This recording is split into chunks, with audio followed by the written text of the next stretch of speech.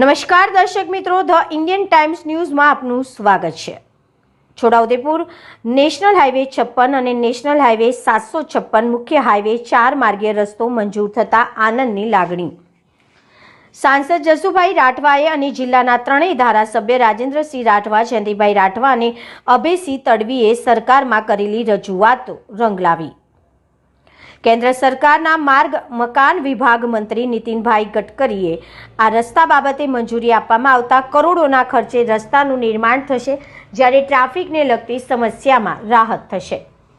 છોટાઉદેપુર અને મધ્યપ્રદેશને જોડતો મુખ્ય હાઈવે નેશનલ હાઈવે નંબર 56, જે બંને રાજ્યો ગુજરાત અને મધ્યપ્રદેશને જોડે છે, બોડેલી નસવાડી થઈ સ્ટેચ્યુ ઓફ યુનિટી તરફ જઈ રહ્યો છે, જે હાલ 2 લેન છે, જેનો ટ્રાફિક દિવસે ને દિવસે વધી રહ્યો છે। જેની સાથે બોડેલીથી શક્તિપીઠ સુપ્રસિદ્ધ યાત્રાધામ પાવાગઢ ખાતે જતો માર્ગ નેશનલ હાઈવે 756 પણ 2 લેન છે, જેને 4 માર્ગીય કરવા માટે સાંસદ જસુભાઈ રાઠવા સહિત જિલ્લાના ત્રણેય ધારાસભ્યોએ સરકારમાં રજૂઆત કરી હોય, જે રંગ લાવી છે અને કરોડોના ખર્ચે આ રસ્તા મંજૂર કરવામાં આવ્યા છે, તેમ સાંસદ જસુભાઈ રાઠવાએ જણાવ્યું હતું।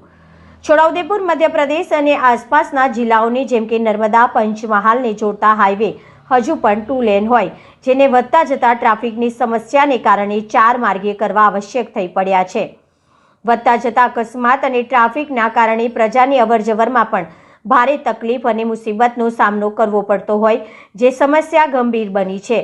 જ્યારે રજાના દિવસોમાં સ્ટેચ્યુ ઓફ યુનિટી તથા નવરાત્રી અને શુભ દિવસોમાં શક્તિપીઠ યાત્રાધામ પાવાગઢ ખાતે જવા માટે પ્રજાને ટ્રાફિકને લઈને ઘણી સમસ્યાનો સામનો કરવો પડી રહ્યો છે, જે સમસ્યાને ધ્યાનમાં રાખીને છોટાઉદેપુર સાંસદ જસુભાઈ રાઠવા, ધારાસભ્ય રાજેન્દ્રસિંહ રાઠવા, ધારાસભ્ય અભયસિંહભાઈ તડવી તથા જયંતિભાઈની રજૂઆત કરી હોય, જે રજૂઆતો રંગ લાવી અને આ નેશનલ હાઈવે 56 અને નેશનલ હાઈવે 756 મુખ્ય હાઈવે 4 માર્ગીય રસ્તો મંજૂર થતા છોટાઉદેપુર પંથકમાં આનંદની લાગણી ફેલાઈ ગઈ છે।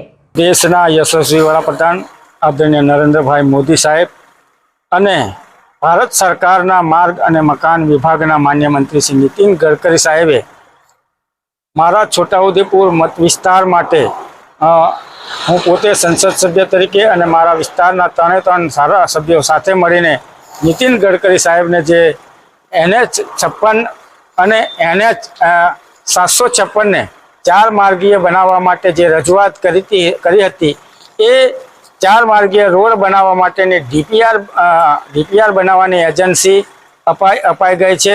ત્યારે આજના તબક્કે હું માન્ય પ્રધાનમંત્રી શ્રી નરેન્દ્રભાઈ મોદી સાહેબ અને માન્ય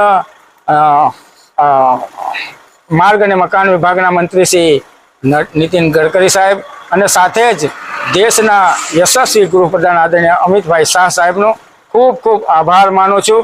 અને મારા વિસ્તારના વિકાસ સાથે આ જે NH 56 છે, અલીરાજપુર એટલે કે મધ્યપ્રદેશના લોકોને પણ ગુજરાત આવવા માટે અને પાવાગઢ યાત્રાધામ જવા માટે એક સારો અવસર ઊભો થશે। સાથે સાથે દક્ષિણ ગુજરાત અને મહારાષ્ટ્રને જોડતો પણ આ રસ્તો છે, ત્યારે એક સ્ટેચ્યુ ઓફ યુનિટીને જોડતો માર્ગ પણ છે, ત્યારે આ જે રોડ બનવાનો છે એ ખૂબ ઉપયોગી થઈ પડશે।